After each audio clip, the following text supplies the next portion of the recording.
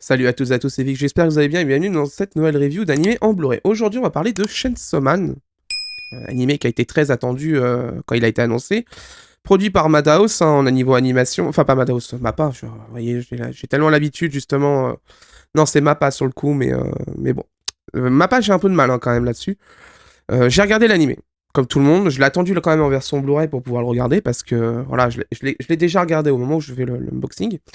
Parce que j'étais très intrigué par voir les modifications qui allaient être faites par rapport à la version Crunchyroll. Donc on en discutera justement là-dessus dans la partie vidéo. Globalement, c'est un animé qui m'a laissé sur ma faim, en fait. C'est pas ce que j'attendais au niveau animation. Je m'attendais à un truc beaucoup plus délire. Le problème, c'est qu'en fait, Mappa abuse beaucoup de la CGI de l'animé. Et le souci, c'est que je pense pas que ça soit la meilleure des solutions là-dedans. On aurait faire une animation vraiment type 2,5D, vraiment des trucs de 2D vraiment purs, ça se fait. Bones s'y arrive bien, Madhouse le fait aussi. Enfin, il y a plein de studios qui font des trucs vachement cool en pur 2D. Là, la CGI, des fois, ça me coupe un peu. En fait, c'est les styles d'animation de Mappa qui me posent problème. Je l'avais le même problème d'ailleurs sur l'Attaque des Titans. Donc voilà, c'est un peu compliqué pour moi. Mais bon, on va parler du coffret. Donc déjà, première chose, visuel full face avant, logo Chainsaw Man, pas de logo d'éditeur face avant. Sur le côté, mention Chainsaw Man, logo Crunchyroll, logo Blu-ray. Vous voyez ici déjà qu'on est sur un fourreau souple, on va en parler juste après. Le studio Mappa nous livre le nouveau shonen qui tronçonne. Alors moi, je trouve pas quand même que Mappa a fait un énorme taf quand même là-dessus. Beaucoup d'abus de CGI, Il y a des choses qui sont intéressantes dedans. Le manga est de très bonne qualité, ça, il n'y a pas de problème là-dessus. Par contre, l'animé, j'ai quand même eu un peu de mal, hein, mine de rien. À l'arrière, du coup, on voit qu'on a 2 cartes papier, on va aller regarder ça en ex libri exclusif, hein, on va regarder ça. Il y a des choses à dire dessus. Et on a, du coup, les 12 épisodes en 290 minutes, 16 neuvième original et japonais-français stéréo, donc un doublage, avec en son du Dolby True HD, on le voit après le logo B, etc. Alors, on va ouvrir les choses qui fâchent. Déjà, première chose, bah en fait, on arrive sur les 2 cartes comme ça et je trouve la texture du papier, c'est pas super bien choisi, je pense, de mettre un effet texturé là-dessus. Il aurait mieux valu faire une carte brillante, en fait, là-dessus, parce que concrètement, on voit sur son casque et là, la tronçonneuse, on aurait pu s'amuser justement à faire du vernis sélectif, des trucs comme ça, du holographique, des trucs comme ça. On aurait pu s'amuser là sur ce genre de visuel. Et surtout, vous voyez la texture, je vous mets ça à la caméra, moi je trouve ça dégueulasse. Hein. Franchement, on dirait les toiles rénovation qu'on achète à Brico Cash pour cacher la misère sur le placo. Enfin, vous voyez, c'est un peu ça, quoi, la texture. Je trouve ça un peu dégueulasse quand même. C'est pas non plus vraiment très très judicieux d'avoir choisi ça. Ça fait pas premium en fait. Et on voit vraiment que là on est sur une édition standard et qu'ils ont gardé tout pour le collector qui va arriver. Parce que oui, il va y avoir une édition collector de Chainsaw Man. On en discute quand j'ai fini l'unboxing. À l'intérieur, vous avez le Digipack qui est plutôt joli. J'aime bien les effets en line comme ça. Peut-être je l'aurais pas fait en rouge, je l'aurais plutôt fait en noir avec line rouge justement. Ça aurait été sympa. Dedans, vous avez les 2 disques Blu-ray. Bon, ils sont pas fait chier, ils ont fait un color swap, un 6, 6, 12, voilà, basta, terminé. Avec derrière, vous avez un fond rouge avec 2-3 broches, etc. Bon, voilà, c'est pas le design de l'année, hein, faut être très honnête. Pas beaucoup d'inspiration là-dessus. Et le truc qui fâche, c'est ça, c'est le coffret en fourreau souple. C'est dégueulasse. J'ai déjà expliqué pourquoi. Et je vais vous remontrer, vous allez voir. Du coup, quand vous achetez un coffret Blu-ray, que ça soit sur une boutique en ligne, comme Amazon, comme Fnac, bah tiens, regardez, vous voyez déjà. Déjà, elles sont déjà cornées, les miennes. Donc, quand vous achetez un coffret Blu-ray, vous vous dites, bon, ce four au soupe, c'est pas un problème. Les cartons, c'est là pour protéger. Bah non, en fait. Parce que le principal problème, non, faut même pas que je le mette comme ça, faut que je le mette de ce côté-là, parce qu'elle rabat de l'autre côté. Ça c'est chiant aussi. Qu'en fait, quand vous prenez un coffret Blu-ray qui a un four au souple, justement, ce qui arrive souvent, c'est ça. Vous voyez? Ça se plie sur les 2 extrémités là, et ça écrase le truc, et ça vous fait des marques. Ici, ici, et des fois ici. Et le problème, c'est que ces fourreaux-là ne sont pas adaptés à des collections pour être gardés à long terme. En fait, ils vont se corner, ils vont se fragiliser. En fait, moi, c'est des caisses que je trouve vraiment pas bonnes, en fait. C'est... À ce compte-là, autant passer au Scanavo, en réalité. très honnêtement. Le Scanavo, l'avantage, c'est que c'est rigide, ça se répare, et ça supporte mieux le transport, en fait. Hein, parce que concrètement, si ça arrive cassé, ça peut se remplacer, donc c'est pas un problème. Et en plus, on peut s'amuser à inverser les visuels, etc., etc. Donc vraiment, là, sur ce coup, Crunchyroll, ils ont pas bien joué, surtout pour 30 balles, alors que la semaine d'avant, je vous ai présenté Blue Lock pour le même prix quasiment. Vous aviez 1000 fois mieux, en fait. Donc c'est un peu le problème. C'est que je trouve, mine de rien, que ce coffret, les finitions sont pas terribles. Et on sent que de toute façon, ils ont réduit le plus possible ce qui allait être dedans pour intégrer tout ça dans l'édition collector, que je vous mets en image là ici. Et ça, je trouve ça vraiment dommage. Parce que les gens qui veulent pas le collector parce qu'ils n'ont pas la place, ils voudraient bien un coffret taille standard où les finitions sont bonnes. Pas ça, en fait. Parce que là, franchement, c'est pas ouf. C'est vraiment pas ouf. Hein. C'est à des années-lumière de ce qui se fait en ce moment, justement, en collection Blu-ray. Hein. Donc bon, voilà, c'est à l'image hein, des fois de Crunchyroll. On se pose des questions de pourquoi ils ont fait ça. Ça a été le cas d'ailleurs pour Suzume. Hein. Je sais pas si vous vous souvenez de Suzume. La boîte Cheapos édition avec la fermeture dégueulasse, le visuel qui est plié à l'intérieur, le boîtier amarré à l'intérieur pour une édition collector. Bon bah voilà, on repassera. Hein. Et d'ailleurs, on n'a toujours pas de nouvelles de l'édition 4K. Et d'ailleurs, cette édition 4K n'est toujours pas sortie ni aux États-Unis, ni en Allemagne, ni en Italie, ni en Espagne, ni en France. Elle est sortie seulement hors du Japon, c'est en Corée du Sud. J'ai l'impression que la gestion de cette licence en Occident pose beaucoup de problèmes pour l'édition 4K. C'est quand même bizarre, hein, mine de rien, parce que bon, ça prend beaucoup de temps à faire, et j'ai l'impression que ça c'est Crunchyroll qui est en train de faire l'encodage 4K de Suzume, et le problème c'est que ils mettent du temps. Parce que la fin de l'année arrive, et c'était prévu que ça sorte fin d'année. Là, on est en septembre, on est déjà, à l'heure où j'enregistre cette vidéo, on est mi-septembre.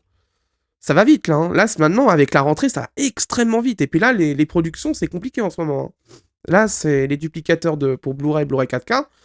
Là, les retards, ils s'accumulent hein, chez certains. On l'a vu. Hein. Chez Allzanim, il y a eu du retard. Chez Crunchyroll aussi, il y a eu du retard. Chez des éditeurs de films indés ou asiatiques, ils ont eu du retard aussi. Donc, c'est compliqué quand même. Il faut faire attention justement au planning parce que là, ça sent que le Suzume fin d'année en 4K, bye bye. Hein. Mais bon.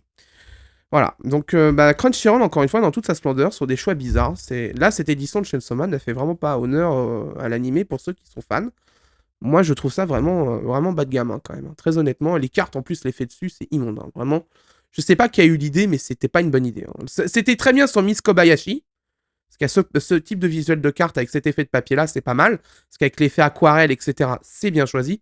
Mais alors, sur Chainsaw Man, avec des visuels CGI 3D rendus numériques et tout... aucun intérêt. Bref, on va l'analyser, la qualité vidéo, la traduction. On va voir si on sait le master Blu-ray, on va regarder tout ça hein, de toute façon. Pour vous, ça sera dans la seconde partie de la review. A tout de suite. Bien, après avoir comparé Chainsaw Man avec l'édition américaine, japonaise et notre édition française, voici mon avis sur cette série très tranchante. La définition est en 1901 par 1080, FPS de 23,76, une compression en H264 et un des vidéos qui avoisine la moyenne à 35 mégabits par seconde, ce qui est plutôt haut quand même hein, pour une série pareille avec 2 pistes audio. Voilà typiquement un piège en encodage aujourd'hui. Chainsaw Man fait partie de ces animés ultra casse-pieds car c'est pété de dégradés de couleurs de partout. Il y a du dégradé bleu-violet, rouge-marron, tous les trucs chiants au possible, c'est vraiment, ils sont là. Tous les dégradés de couleurs chiants, ils sont là, ils sont présents. Aux USA, Crunchyroll s'est planté d'ailleurs royalement dessus, avec un Blu-ray touché par le color banding, et pas qu'un peu d'ailleurs. Il y avait des screens qui traînaient sur le net qui étaient vraiment très très laids. Eh bien, on va voir si notre édition française, c'est le cas ou pas. Nous avons le BD Master sur Chainsaw Man, mais très honnêtement, il y a eu que de très très légères modifications entre la diffusion simulcast sur Crunchyroll et le Blu-ray. C'est plus du peaufinage, contrairement à l'Attaque des Titans où il y avait eu d'énormes retouches pour l'édition Blu-ray. Concernant la qualité vidéo de notre édition française, elle se débrouille bien mieux que l'édition américaine. Le color banding est parfaitement maîtrisé, y compris sur les dégradés les plus difficiles de l'animé, sûrement grâce à un distering qui a été appliqué sur le master côté japonais. La compression vidéo est plutôt très bonne dans l'ensemble,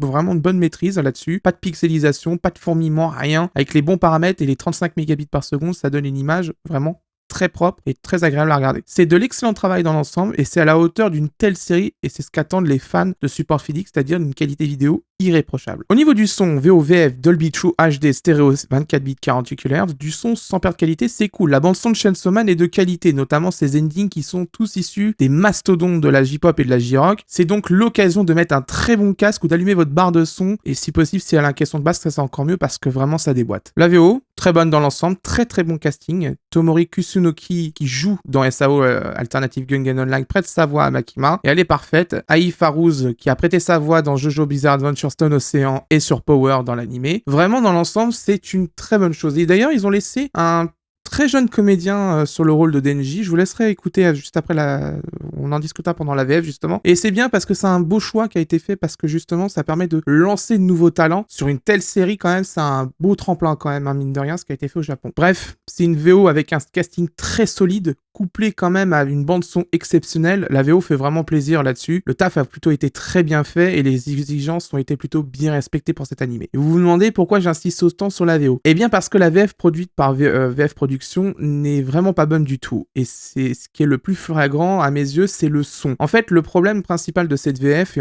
je vais vous mettre un extrait juste après, on a quand même la sensation, et c'est notamment sur Donald Renew, ça s'entend beaucoup, on a l'impression que l'enregistrement est fait un peu dans une sorte de caisson ou une boîte de conserve. C'est très... Au casque, vraiment, moi, j'apprécie pas le truc. Hein. Ça me casse les oreilles. Au bout de 3 épisodes, j'ai dû arrêter parce que c'était pas possible. J'en avais marre. Je trouvais ça vraiment désagréable et pourtant, j'ai un très très bon casque. Vous verrez dans la description ce que j'ai comme matos. Mais vraiment, là, vraiment, je n'y arrivais pas. Hein.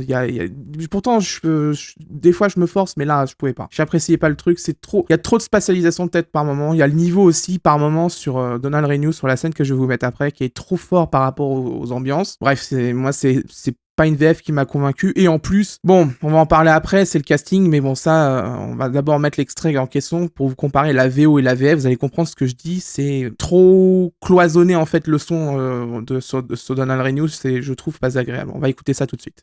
キーキって月収6万だろ。この間売った腎臓が120万。右目が30万。金玉片方売っていくらで売れたっけ。10万もしなかったんだっけ。残りの借金が3804万円。ポチタ、分かってるって。さっさと殺しちまうか。Alors attends, le taf de bûcheron, c'est 600 000 yens qui rentrent tous les mois. Après, il y a le rein que j'ai vendu. Ça m'a rapporté 1 million tout rond, ça. L'œil droit, c'était moins rentable que 300 000. Ah, puis il y a une de mes burnes aussi. Bordel, j'en ai tiré combien déjà? Même pas 100 000, je crois. C'était arnaque. Bon, ça en fait que j'en suis où de ma dette? 38 040 120 yens. C'est pas suffisant. Ah, Pochita, ça y est, tu l'as reniflé? Alors on piste, mon pote. Vous avez entendu, la voix de Donald Renew fait 13 enregistrements dans un caisson. C'est vraiment pas agréable sur un casque, hein, je peux vous le dire, j'ai passé un très mauvais moment là-dessus, j'aime pas du tout. J'ai un DT777 pour tester les VF justement pour voir un peu comment ça réagit. C'est un casque de monitoring, ce casque-là. C'est l'un des casques justement les plus utilisés dans le monde professionnel de l'audio. Très honnêtement, quand j'ai écouté la VF dessus, j'ai vraiment pas apprécié du tout. J'apprécie pas, je sais pas, il y a quelque chose qui me chagrine dessus. Voilà, c'est pas... J'ai largement préféré la VO à mes yeux.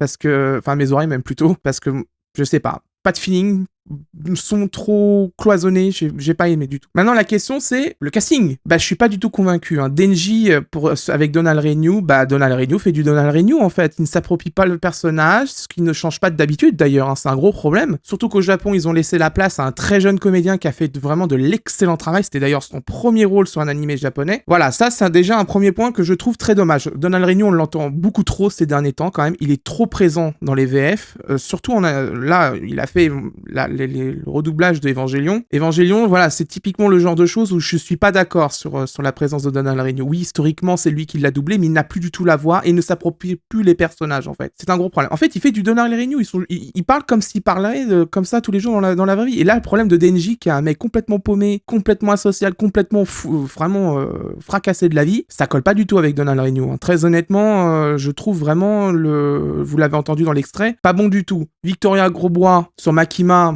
pas du tout convaincu, complètement à côté du personnage. J'aurais plus vu Anna Lose Regishi d'ailleurs là-dessus. Elle fait vraiment une très bonne Makima, ça là-dessus, y a pas d'embrouille. Elle a le timbre de voix qu'il faut et sa faculté à s'approprier le personnage est très rapidement, y compris même quand c'est une bipolaire, comme dans Classroom of the Elite, est assez exceptionnel. Je pense que ça aurait été le meilleur choix là-dessus. Moi, perso, Victoria Grosbois, pas du tout convaincu, et c'était vraiment... Enfin, c'est vraiment une VF que j'ai pas appréciée du tout. C'est rare, pourtant, j'apprécie certaines VF de bonne qualité. J'aime bien ce que fait Timeline Factory en général, mais là, vraiment, c'est pas du tout à la hauteur de ce que j'attendais d'une VF pour comme Chainsaw Man. Et surtout, on ne laisse pas sa chance à de jeunes comédiens pour Denji. Et je pense qu'il y avait mieux que Donald Renew à mettre dessus. Surtout pour au final qu'il fasse du Donald Renew, quoi. Ça sert pas à grand chose en réalité. Je suis vraiment très dur avec cette VF, mais pour un tel animé, je vous avoue que ça me dépasse de voir une VF aussi bancal en réel. C'est rare car vraiment je vous le dis, j'apprécie beaucoup certaines VF, notamment par exemple celle de Moi quand je me racarne en slime, je la trouve très bonne, très bonne, très bon choix, très vraiment recherché au niveau du casting, au niveau de coller à l'ambiance, etc. Tout est dedans. Mais là j'ai vraiment pas pu, et d'ailleurs je vous invite vraiment à regarder en VOSTFR, parce que moi je suis désolé, ça serait bien d'arrêter de nous vendre des œufs de limpe pour du caviar, surtout quand les œufs de limpe sont en plus de l'éco plus. Au niveau de la traduction, c'est celle du simulcast de Crunchyroll, elle est signée Kevin Stoker. Si vous suivez les reviews, vous le savez, c'est lui qui avait traduit Clannad il y a quelques années chez Kana. Une traduction très bonne dans l'ensemble, avec une très bonne adaptation. C'est d'ailleurs en VOSTFR que je vous recommande vivement de voir Chainsaw Man, surtout après avoir écouté cette VF. Vraiment, vous allez passer de très bons moments.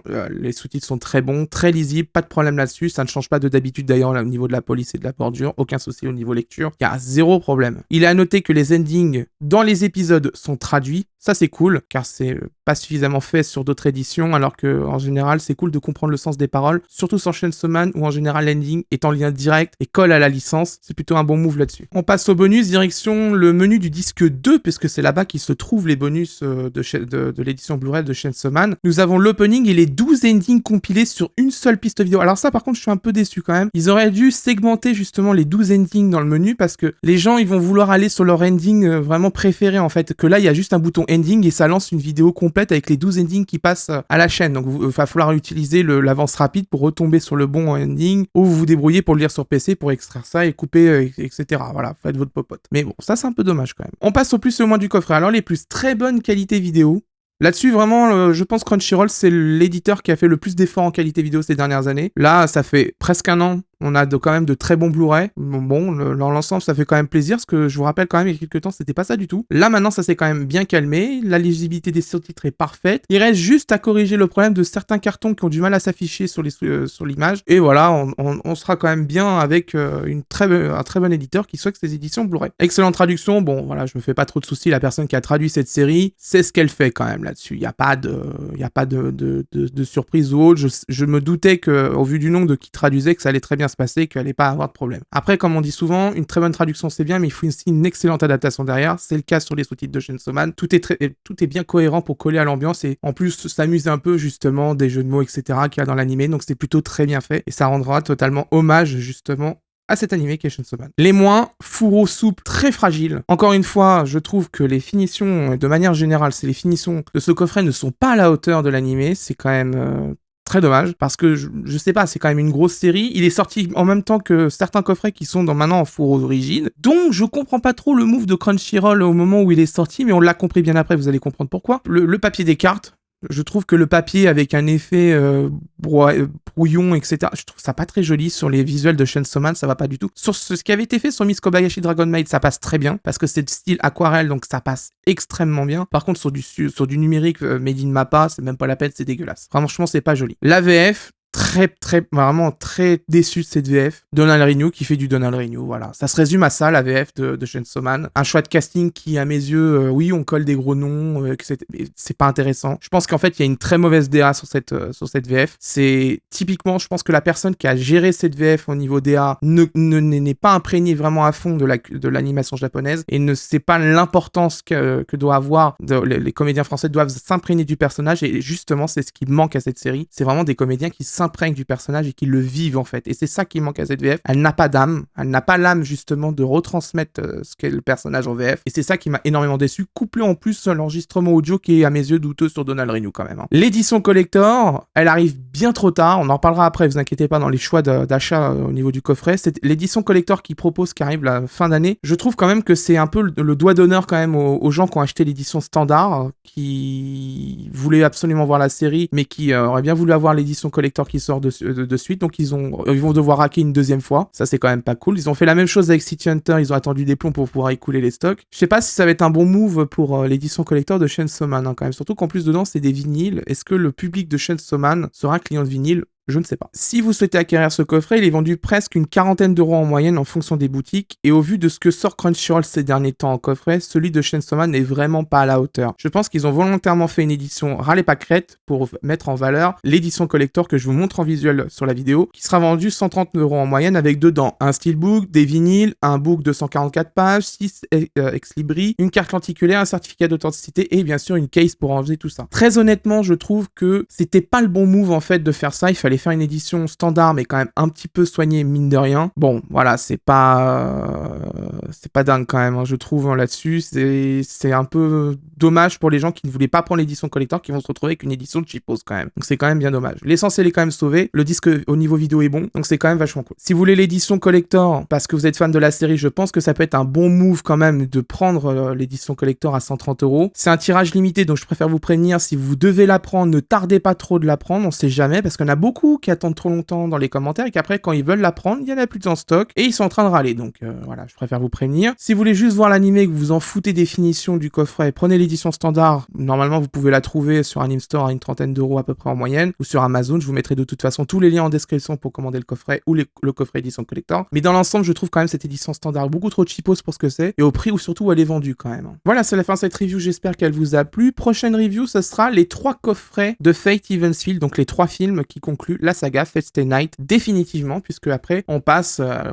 l'arc tout ce qui est Fate Grand Order, etc. On quitte complètement l'univers de Fate Stay Night définitivement avec les 3 films Evansfield qui concluent avec l'arc Sakura du coup. Donc évidemment, je vous recommande comme d'habitude de ne pas vous précipiter sur les coffrets de Fate Evansfield, il y a encore du stock, vous inquiétez pas de toute façon. Donc on va faire la review des 3 coffrets directement parce que je pense qu'il est plus intéressant de faire les 3 coffrets que de les faire séparément. Il y aura beaucoup de choses à dire, ça va être une longue review je pense. Mais voilà, il y aura beaucoup de matière à traiter là-dedans parce que 3 films, dont un qui est vraiment compliqué au niveau vidéo, je pense très sincèrement qu'on va avoir beaucoup de choses à dire là-dessus et il y aura beaucoup de débats je pense dans les commentaires aussi. Si vous souhaitez soutenir mon travail comme d'habitude, n'oubliez pas l'abonnement, le pouce bleu, la cloche, c'est très important, ça permet de faire remonter la chaîne en référencement, c'est ultra important, ça permet de envoyer la vidéo dans les recommandations de gens qui ne connaissent peut-être pas la chaîne et qui cherchent des informations sur les Blu-ray. Ça peut être très intéressant pour eux, c'est très utile justement que l'algo recommande les vidéos pour qu'ils puissent faire des achats vraiment pertinents. Et si vous souhaitez soutenir mon travail financièrement, vous avez le bouton rejoindre et le bouton super merci. Comme d'habitude, je vous le demande et je veux vraiment soyez sérieux là-dessus, ne faites de dons ou ne vous abonnez qu'à la chaîne en payant